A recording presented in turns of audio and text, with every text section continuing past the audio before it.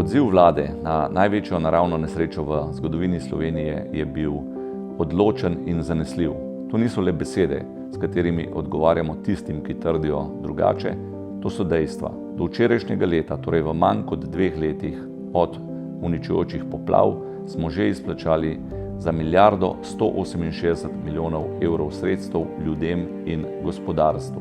Ob tem je vlada sprejela za 3,5 milijarde evrov različnih programov popoplavne obnove, od česar bo 2,5 milijardi evrov porabljenih v obdobju 2025 do 2028.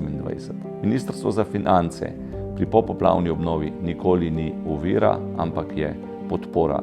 Skrbimo za hitro izplačilo sredstev, seveda pa hkrati ob tem pazimo, da so ta izplačila zakonita in v skladu z javnofinančnimi pravili.